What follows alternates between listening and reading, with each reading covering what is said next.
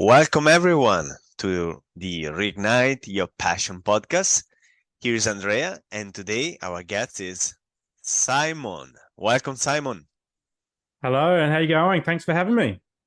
Thank you for coming here. So, where are you based right now? We're coming at you from the Sunshine Coast in Queensland, Australia. Beautiful. How is living in Queensland? It is really nice at the moment, so we're like almost through spring, coming into summer. So we get the beach bodies out. Not that I've got a beach body, I've got the dad bod, not the beach bod. But yeah, we get the beach bodies out. We're in the pool. We're spending a lot of time outside, so it's a really nice time of the year. Nice, beautiful, beautiful. Great. Okay.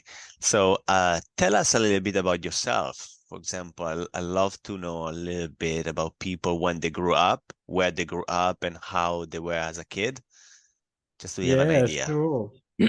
So I guess my story is a mental health story. So I like to frame it in that kind of context. So I grew up in the 80s and 90s. I was born in the early 80s, grew up end of the 80s, early 90s, into the early noughties as well. That was my childhood and teenage years. Mm. In a time before social media, smartphones, all that type of stuff. And so I grew up in a place called Adelaide, South Australia. So it's Mhm. not in Queensland, it's in a different part of Australia. The northern suburbs, which was middle to lower class. There was pockets of welfare. A lot of people worked in like trades and services style jobs Right. and in manufacturing. And it was an environment where essentially boys were told that they to be a man was to be masculine and to be strong and to suck it up, and essentially boys don't cry. And so this kind of environment was informed by, I guess I had three brothers and dad living at home. We were a very masculine household. We did a lot of sport and a lot of physical sport as well. So we played Australian rules football. We did track and field in the summer as well.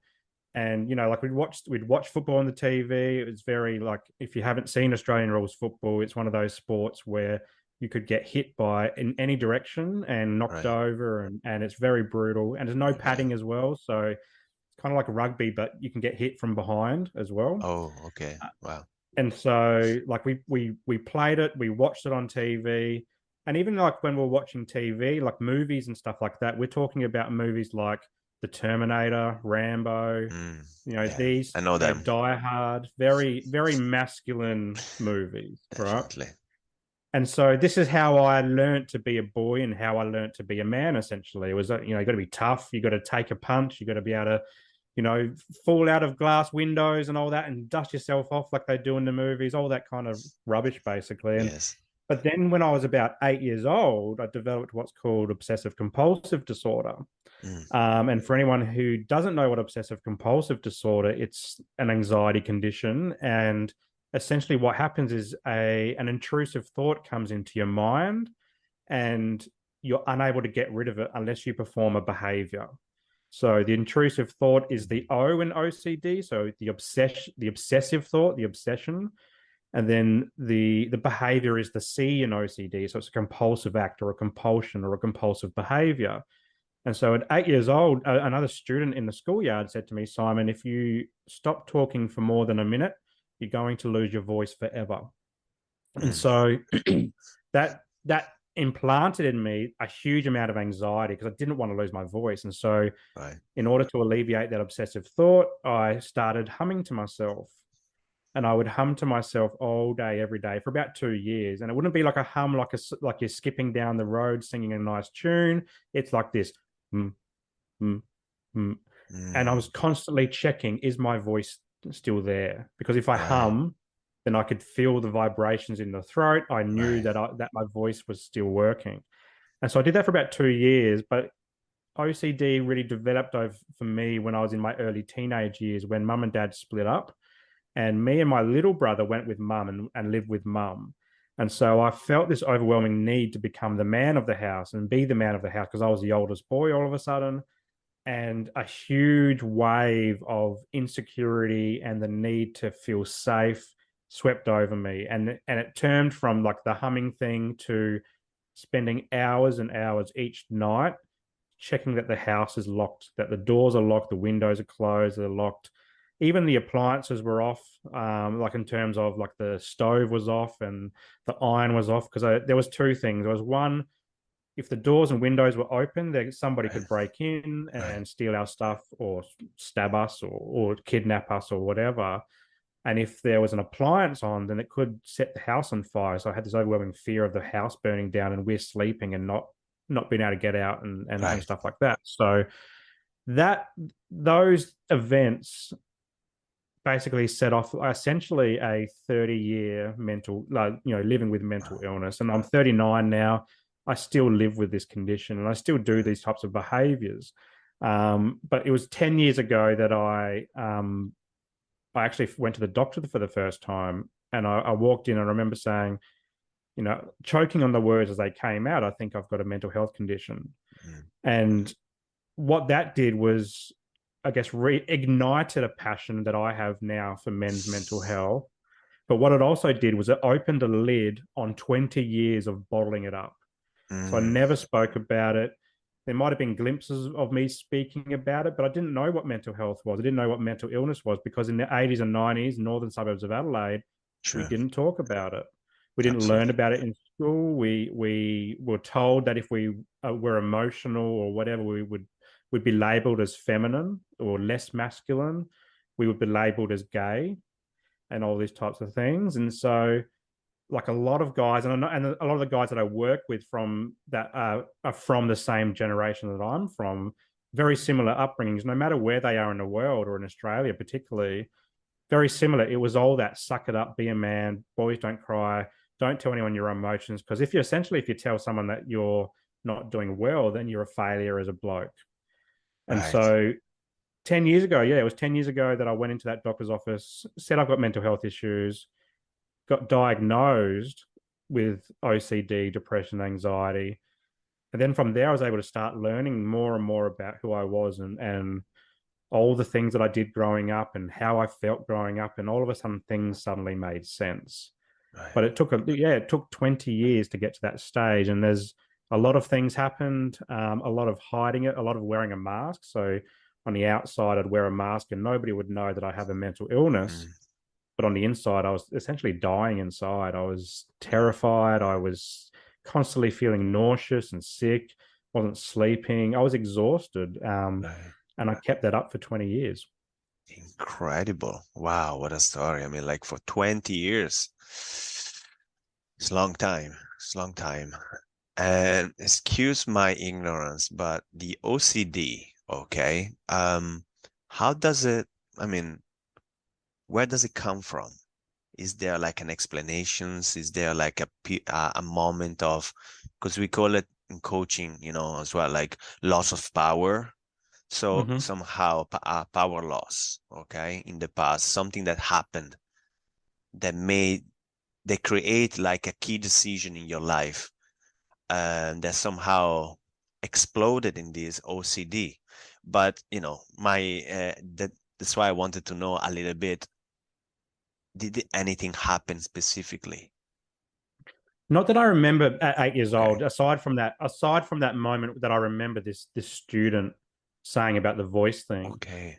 But certainly when mum left and we went with mum, that was a huge trigger for what was to come to the version of OCD I still know today. That checking, the over checking, because initially it was just the voice, and then it was some other little quirky things that I did with my fingers and touching things and stuff like Right. that.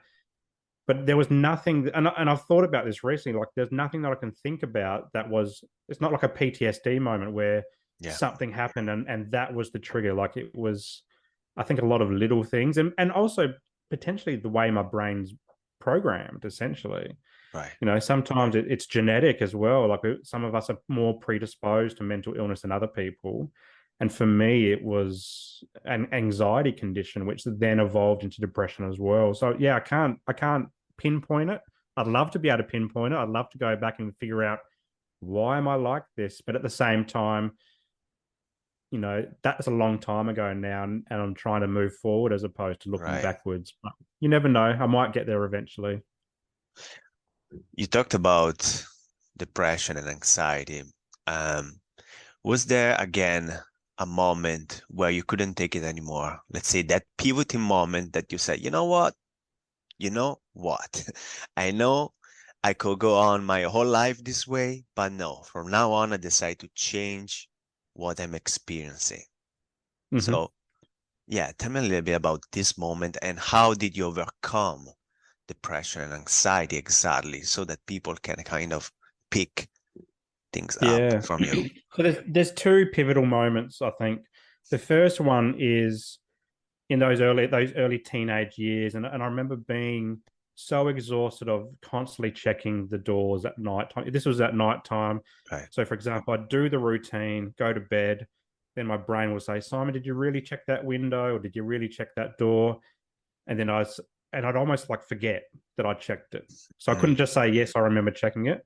I would have to go and do the whole cycle again. And this would go for hours and hours and hours. And I remember there was one night where, and there's probably actually a few nights where I was so over it and so tired that I just put my head in the pillow and I said to myself, I hope I suffocate and don't wake up. I mm, cannot do this anymore. I'm sick of doing this. I'm tired of doing it. Um, I didn't have an outlet to talk about it. I didn't know what was happening to me, mm, but something popped into my mind, and I don't know where it came from. And I didn't even know it was called a mantra until now, or an mm. affirmation until now. And I said to myself, Simon, the sun, no matter how dark today is, the sun will always rise tomorrow. And I took this thing of this image of the sun coming up every morning, like the sunrise, and going, okay, this is a new day, new opportunity. This is a new moment for growth or something like that. And that kind of helped pull my head above the pillow and take the next gasp of air. But then I didn't do anything with that. That was the only thing that kept me going through those dark years. And then leading into my mid to late 20s, so I'd met my now wife and we were living together. I was drinking way too much alcohol as a coping mechanism. So alcohol for me has been something that helps slow my mind. So that gives me some peace, but it's not a healthy coping mechanism or Right. strategy. And I was drinking a lot. I was in another depressive state as well. We were living in Hobart, Tasmania at the time, and I was feeling very lonely and isolated. Um, and I was just in a bad space. I was in a bit of a rut with my career. I was in a rut with our relationship, and my anxiety, depression, OCD was just going haywire.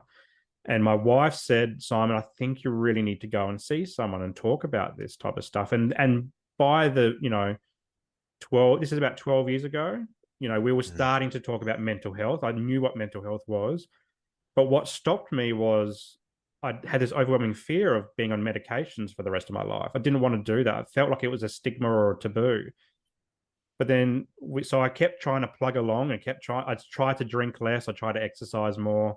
I tried to do all the things by myself. It worked for a couple months, but then I just fell back into old routines. mm. And so it came to a point where my wife said again, now you need to go to the doctor because otherwise you've got to get out, essentially, in Okay. no two certain words. And so inside of me, I think it was that moment that I accepted that there was stuff wrong with me. I accepted that I needed help and I couldn't Okay. do it myself. And then that's kind of what prompted me to go make that phone call to the doctor, go to the doctor and say the words. And I choked on the words they came out. Like it wasn't easy to say Yeah. that I think I've got mental health issues. But I think those two moments, it was the moment when I was in my teens, realizing that I can push through. There was something that was driving me. But then the moment in my late 20s when I started to look inwards and go, yep, I now recognize that there's something wrong and I need to do something because it's hurting the people around me. Perfect. So it's really like the first stage of, let's say, healing Mm, was really recognizing, okay, wait, now I need help. yes. As a Yeah. man, I need help. That's Yeah. how it was, yeah. And you Yeah, and what? Yeah, we can often deflect backwards when someone says you need help, and we'll go, "No, I don't. I don't need help. I'm right, okay." right. And I did that for two or 3 years before that. But you're right. It was that moment that I go internally, all right, now's the time. Now's the time I've got to do something. And it's those moments when, particularly guys, really take on therapy and or whatever healing Yeah. process is, coaching or whatever. Right. But yeah, it's hard to get us to that stage sometimes. Right, right. Yeah, actually, to get to that stage, to be honest enough, humble as well, to just say, you Mm. know what, let's say I let go and you need help here. And which is strength, right? Yes, Unbelievable strength. and you don't realize it in the moment, do you? Like you think it's like an attack on us, an attack on masculinity, and it's a Right, failure. But when you reflect back on it, and reflection takes time, practice, yeah, you do. These are moments of strength and resilience because they're moments that you recognize that we can't, have the world on our shoulders and pick it up all the time. Yeah. right, right, right. Now, because we are talking about men, I would say that yes, definitely, you try to solve all the problem by yourself, but it doesn't work like this. We are connected. We are people. We are community. You really need the support of a community of other people, of talking to people about it. Um, Even in the past, even if, men were not, supposed to cry, but still they had a community talking with people, being around people. Nowadays, we isolated. So Yeah. men should not cry, and then they are even isolated. Then it's just like mental. I mean, like, Oh, it is. It I is. mean, Yeah. it's crazy. I mean, it's going Yeah. crazy. Yeah. And I understand. Yeah, absolutely. Great, great, great. So the step would be like really to ask for help, like either coaching, therapy, doctor, anything, right? Yeah. And it's after that self-reflective moment, that moment that you go, that recognition moment that you go, I need help. Yeah. Because if you don't get to that stage, then whatever you go to, you feel like you're getting pushed into it. Mm, And you feel like, and then you put up the barrier, and then you're less likely to take on whatever anyone says because you've got that defensive barrier up. But it's that self-reflective moment that can really change your world. beautiful, beautiful. So, I want to look at all of those. Okay, depression, anxiety, we look at it. What about burnout? Because, there's Yeah. so many people out there that just like, yes, what should I do next? What is it the next Yeah. step? So what about burnout? How burnout led you to mindfulness? Yes. Yes. So I'll take it a step back and just talk through some of the therapy I went to. So I Absolutely. went to that doctor, and then they referred me to a psychologist. Mm-hmm. And that's where I got the diagnoses. I got my diagnosis of OCD, depression, anxiety. And so for the next, I don't know, what was it? It was 8 years. So for the next 8 years, I went to different psychologists. I went to counselors. I went to a psychiatrist, which is different to a psychologist. Mm-hmm. Um, all trying to, I guess, in different stages. Like the first psychologist I went to, I went there for about 6 weeks, and we did a lot of talking. And I was exhausted after all that. Like, I'm just like, I kind of expected them to wave a magic wand and fix me. Mm, Didn't happen. And I didn't do the homework. There was a lot of thought diary stuff. And I just felt, I'm like, and I just told you I don't want to write this down. I've told you everything that's been happening for 20 years. I yeah. don't want to do it. And so I dropped out of therapy. And then a couple of years went by, and I got back into a depressive state. So I'm like, okay, I'm going to try therapy again. So I went to a different psychologist. Same thing happened because I felt like, hang on a second, I'm saying the same things that I spoke about a couple of years earlier. Right. This process happened multiple times over the 8 years. And over those 8 years, also lots of different trials of different medications. Because what I was finding, some medications were, I kind of got over that stigma associated with medication. But what I was Okay. finding is the medication, some would make me put a lot of weight on. Mm, Pretty much all of them would just kill my libido. So mm, absolutely no sex drive whatsoever, which is I guess an attack on masculinity in itself. Um, all these types of things. Appetite changed, sleeping changed as well, and so I trialed and errored a lot of things. mm. But when burnout happened, what was going on was I kind of got to a point in my old career. So I was in the public service where I wasn't climbing the corporate ladder. I was feeling stuck in a rut, and I knew that I needed to do something different. So I decided that I was going to have a career change and get into social work. And so I started a master's of social work degree. So I was doing that in the evenings and on the weekends. I still had my 9 to 5 job, We had in that period 2 kids. So I've got young kids. So we had 2 babies in that 4 year period. And then COVID happened as well. So this is 2020, 2021. Right. And in Australia, we got locked down for 5, 6 months initially, and then we came out, and then we went back into lockdown. And for anyone who doesn't know what lockdown is, it's basically you're stuck in your house. You're a prisoner of your own house. You couldn't go anywhere. You couldn't do anything. You would work. You might homeschool kids if your kids were in school. I would leave this room, and out there would be the lounge room, and it'd be mayhem. There'd Okay. be kids everywhere. There'd be all sorts of mayhem 24/7, plus the Wow. negative COVID cycles. And so I burnt out. I Not only was I doing all those things, so the work, the study, the family, all at once at home, but I was also had the 30 years or so of mental illness that I was still navigating through. It never goes away for me. So still trying to deal with that as well. And I got to a point where I remember and with OCD, I have a very tall bar of perfectionism. Everything's perfect. I need to have a high level of standards for myself and others. I remember being at work, and all of a sudden I couldn't hit my targets.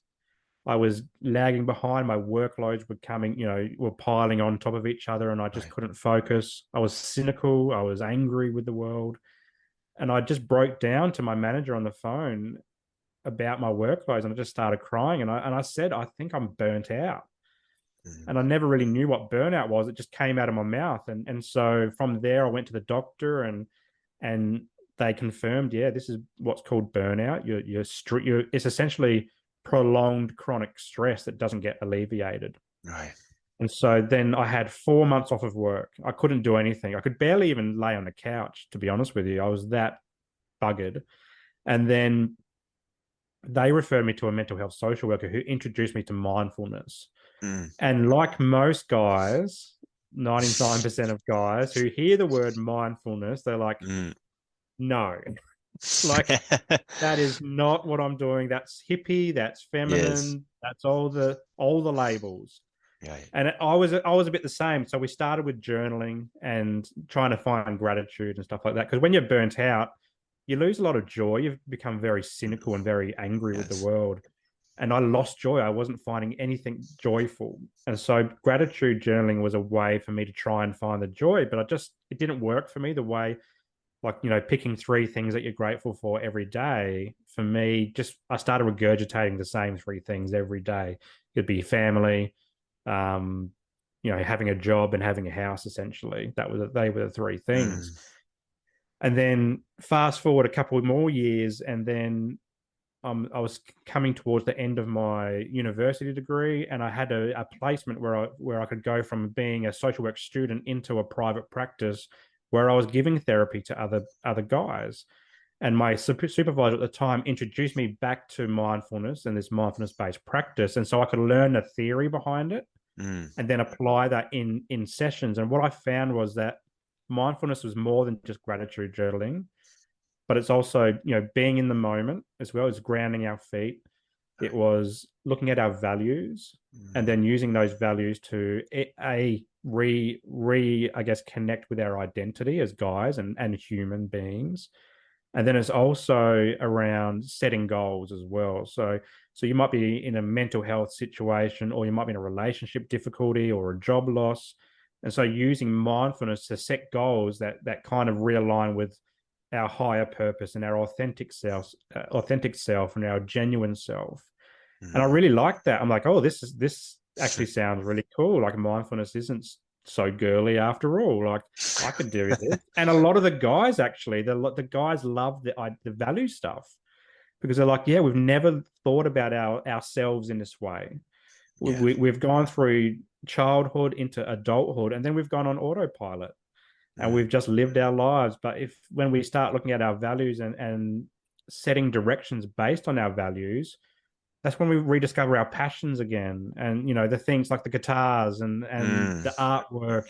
It might be the poetry that we wrote in school, or dance, or Right. sport, or whatever it is. Like we just rediscover those things through a mindfulness based approach. And so I then started exploring it for my own therapy as well. So I still see psychologists and so forth. So now I look for for psychologists who have an understanding of mindfulness, because I find it's really useful in that context. And so then I can apply it to myself as well. And so I can live and breathe it from a client's perspective, because I've done it myself, but also from a therapist perspective. And Right. so I love combining the two. And that's why I created Mindful Men, as a way to not only use mindfulness to get through mental illness like I have, but also be mindful of who we are as blokes in the world. Like, we can be mindful that in the 80s and 90s, being told to suck it up and be a man, that wasn't necessarily the thing that we needed to conform Right. to for the rest of our lives. It was a there and now moment. But now in 2022, we can actually go, no, that's not me. I'm allowed to be vulnerable. I'm allowed to cry. I'm allowed to have mental health issues. I'm allowed to ask for help if I need to ask for help. And so I encapsulate all that and use mindfulness to help guys recognize those things, and then recognize how they're showing up at work, and how are they showing up at home, how are they showing up with their friends, and how are they going to live the life that they've always wanted to live, rather than the life that they just happen to be doing on autopilot. And so that's how I found mindfulness, and that's how I use it for Mindful Men. And it's not just a therapy practice now, it's also social media. I've got Insta, Facebook, all those things, and the Mindful Right. Men podcast. So similar to you, I'm holding space for guys and girls across the world to tell their story, whether it's mental illness or relationships or coaching or whatever it is, just to help guys who listen to create that mindfulness approach about, okay, this is what's happening on the other side of the world, but it's very similar to what I'm feeling. So maybe I'm less alone in the world as well. We talked about loneliness. Right. For me, OCD, like finding an OCD community and other people across the world who have lived with OCD or have treated OCD, for me, because for 20 years I didn't know anyone had OCD. Like, I thought it was just a me thing. Right. But to find that there's millions of people across the world living with the same thing, all of a sudden I feel less alone as well, and a sense of community. And yeah, just tapping into these resources has been amazing for me, but also for the guys that I work with. Yeah. Thank you. Even myself, when I remember, and when I felt myself in places, I found myself in places of dark places where I didn't know what to do, how to do it. I felt like not adequate, Mm, for certain tasks and things like that. I was like, is it me? Why am I feeling this sense of anxiety? Why is it this? Why I don't feel as, driven as anybody else, things like that. Okay. And having a community, understand that also there are other people that feel this way, and also understand and also the people that you look up to that are the same way. It just they don't mm, tell the whole story sometimes. Okay. yeah, They're not totally, I wouldn't say, I mean, they're not totally open about it. Okay. So when you understand that we are more or less, on the same on the same boat, yeah, yeah, and so then you start to understand, wait a second, maybe, okay, I can feel better now. I'm not alone, like you said.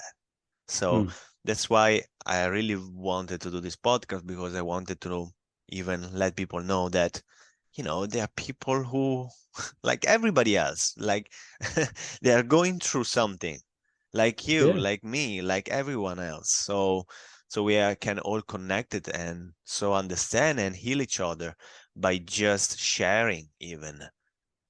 yeah, And definitely. I want to ask you, okay, through, of course, the mindful man, and what exactly is, let's say, a better man? A Better Man. Well, it's a great Pearl Jam song. It's- What is a better man that, let's say we are supposed to be? Let's say yeah, better man. yeah. Yeah, what That's a is it? really It's a really good question. It is, isn't it? And it's a reflective question. And when I found social work, I found this capacity to self-reflect and look Mm, inwards and develop more insight. And I think a better man is one that's mindful mm, of who they are and how they can grow. But it's one that's willing to embrace vulnerability and embrace mm, imperfection as well. Right. So for me, I mentioned perfectionism before. For me, very high set of standards, and something that that's driven by OCD, because when something's out of place in terms of my routine, or I'm stressed or whatever, my OCD is through the roof. Mm. So I create an environment around me that is based on perfectionism, so that I can alleviate all that stress before it Right. happens. But like embracing imperfection, it's something that I'm trying to do through my social work practice, is that you can then start to see beauty in imperfection and beauty in difference. Right. And you can appreciate, the Western world is different to the Eastern world, for example, in our own planet. And there's different unique concepts from that. And same with culture Mm. and sexuality. There's all these different things that are really cool and unique about the different ones. And even in the mental health space. And we talked about, you mentioned before, like, that we're all experiencing similar. And that's the beauty about podcasts. We can share similar stories. Even embracing the fact that my mental illness might be the same as yours in terms of, say, depression, but your depression might come from something really significant, like the death of your parents or your daughter or your son or your partner. Right. Mine might be from, maybe, like, I don't know, my dog died or Yeah. something. It's Something different. that, when you compare them, yours would seem so much more significant than my pet dying, but the impact is just as profound on me as Right. as yours is for you. And so, by embracing that, this notion of not comparing as well, and just reflecting on our own journeys, then we also, we don't disregard our own feelings as well. So we go, okay, yep, even though that your parents died, or your partner died, or your child died, and my dog died, it doesn't mean I can't get help for this Mm. as Mm. well. It means Right. I'm okay. I'm suffering. I need help, and so Right. I'm going to go get it as well.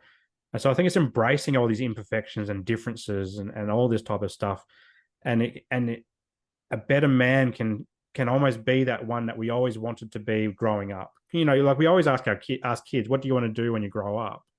And they come up with all these things that are really exciting. But then Yes. when you become an adult, you don't say, well, what do you want to do as an adult? You're just like, oh, I want a better job. I want more money. Like, it's really def- defensive. But I think we can shake out of that and find our passions again, reignite our passions. So for me, it's men's mental health.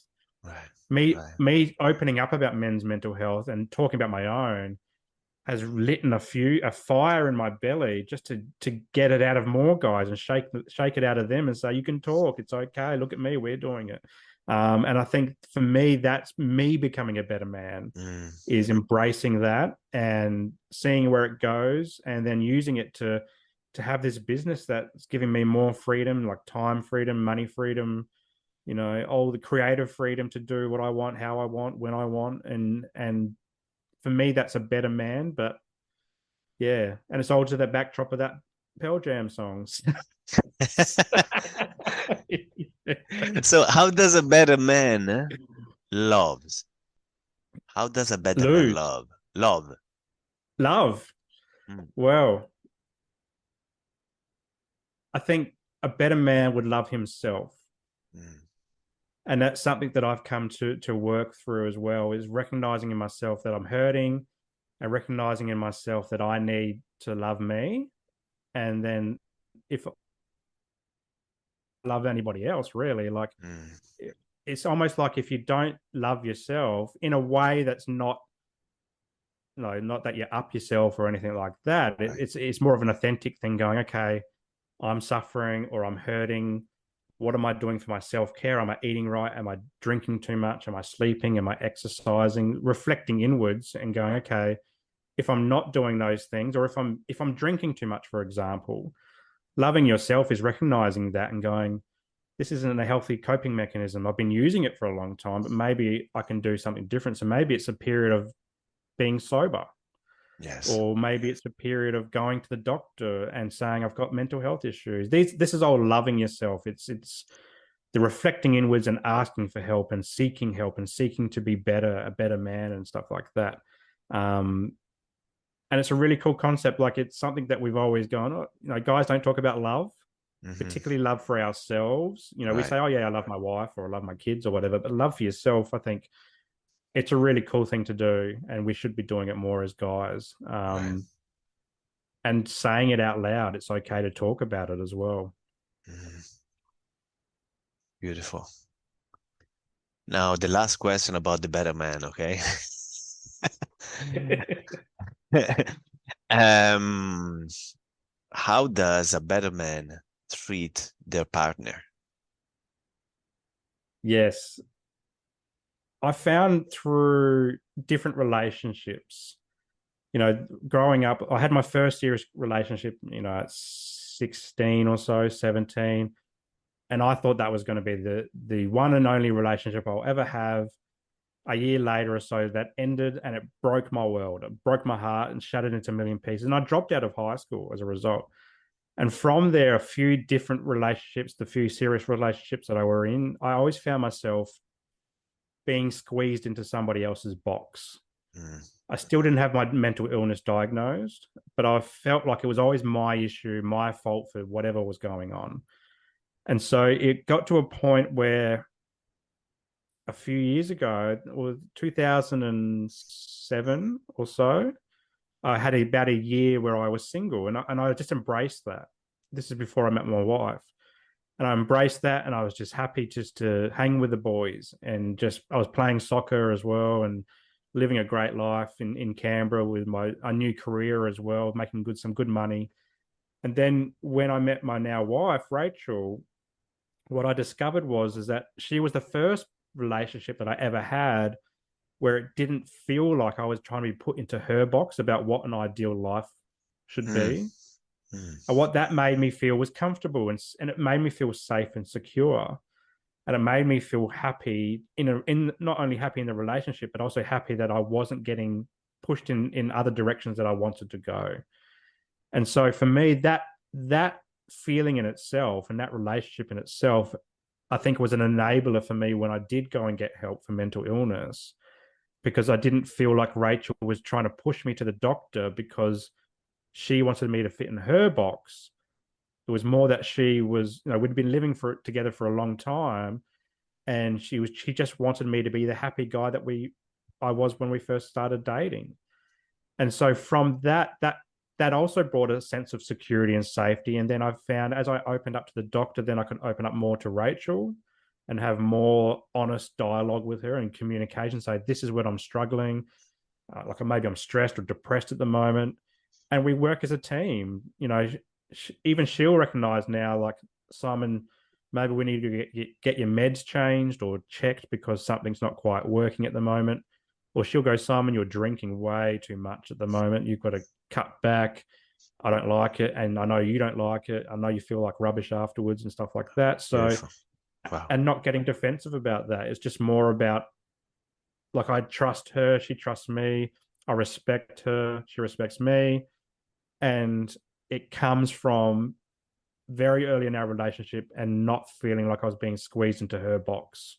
Okay. And that's kept on, and we've been together now since 2008. Wow.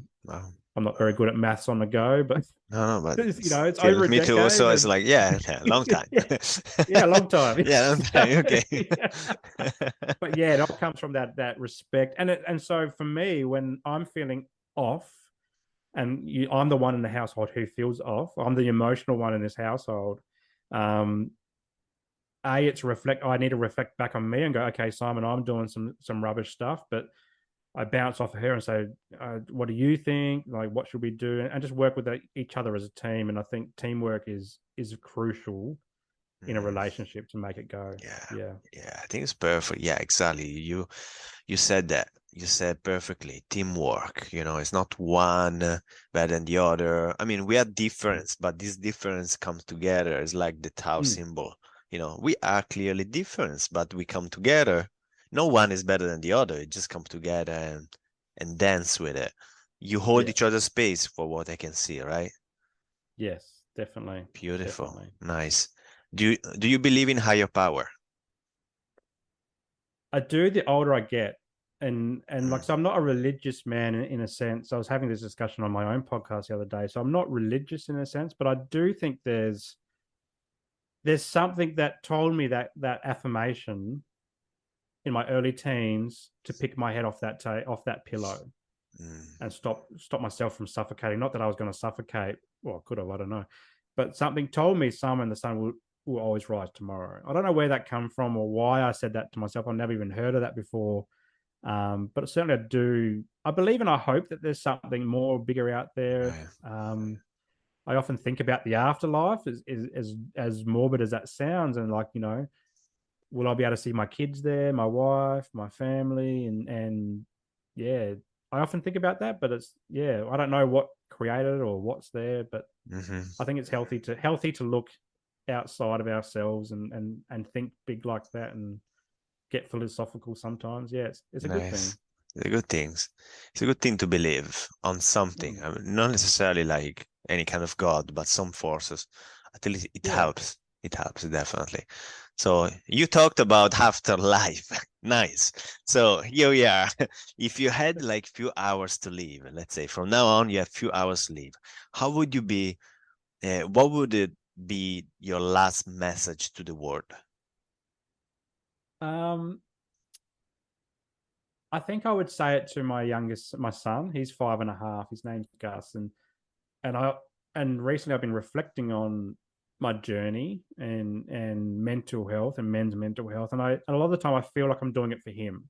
I Mm, feel like I'm doing whatever I'm doing now in the mental health space to show him that it's okay to be not okay, hmm and that he can ask for help and he doesn't have to bottle it up. And then hopefully he tells his friends that, and they tell their friends that, and he tells his kids that, and all that type of stuff. So I think it's almost like sitting down and talking to Gus that he can be whoever he wants to be. He can feel however he wants to feel. And if he's feeling like he's off, he's rubbish, he's got mental illness, he's struggling in whatever part of life, it doesn't have to be mental illness, it could just be like relationships, work, Right, study, or whatever, that there's always people to talk to. You can turn to someone he trusts and right. open up, because it's really healthy to do that. Right. Great. Nice. What are the five things you're grateful for?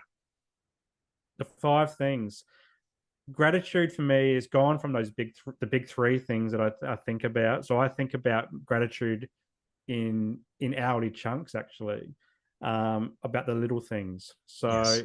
I'm at the moment, I've been introduced to ceremonial cacao Yes. as a I love it. drink. So I've Yes. started having that. So I'm really grateful for that at the moment, and I'm loving that. Add that coffee. I drink a lot of coffee. I love my coffee as well. So that's another thing I'm grateful for every day, because I always have coffee. Mm, Obviously, I'm grateful for my wife and my kids. I love them to death, and they make my world go around. I'm grateful for platforms like yours and podcasts and my own podcast to share messages around mental health and hopefully inspire people to talk about that. And the last thing I'm grateful for is I'm grateful for that I went to that doctor 10 years ago and I started my recovery pathway, because if I didn't do that, maybe I wouldn't be here today. Maybe I wouldn't be a right. dad or a husband. Maybe I would have suffocated on a pillow somewhere. I don't know. So I'm grateful that I did talk about it and I've been on recovery pathway, and now I can share my story with the world. Beautiful. Thank you so much. Thank you. Thank you so much for your sharing. Beautiful conversation. Very relevant nowadays, especially because it Mm. looks like things are changing. Looks like people are kind of awakening, kind of discovering a little bit more, understanding more like the balance between the masculine and the feminine. No matter Yeah. men or women, more understanding about the balance it and balance it. And there's nothing wrong with being, have be emotional. Actually, because emotion are the engine for any kind of goal you want to achieve or anything you want to become. So emotion are there. When no matter you want to acknowledge them or not, they are there and they always will be there. So it's great to actually is to have someone like you to just say, look, I've been there, you can be there. You can actually overcome that if you are there, like in the same place I was. So, and men's need to know that. Men's really need to know that. So, Definitely. and they can be men as manly as they want it. That's the point. That's the point. I think you would agree with that. You can be as manly as you want it and be also open for, emotions. Mm. So what's the point in fighting it when we can just embrace it?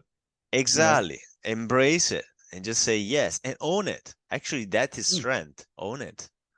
Yeah, I So, love that. Yeah, I mean, owning it is that in a reflective moment. It's going, I'm going to own this. I've got to deal with it. I've got to do something positive with it. Yeah. right, right, right. Great. So, thank you so much for being here and where people can find you. Yeah, so the website's probably the easiest because I've got a whole lot of links. Okay. But the website is easy. So it's Okay. www.mindful-men.com.au. And then that links to both my therapy in Australia, but also my social media and the Mindful Men podcast as well. Great, great. Anyway, we will put the links down below the episode then so people can find you easily. Awesome. Okay, Simon, was such a pleasure being here with you. Thanks so much for having and holding space for a discussion on men's mental health. Absolutely. And if you want to come again, you're always welcome. We'll discuss I'd love anything to. that you like to. All right? I'd love to. Thank you. Grazie. Ciao, ciao. Take care.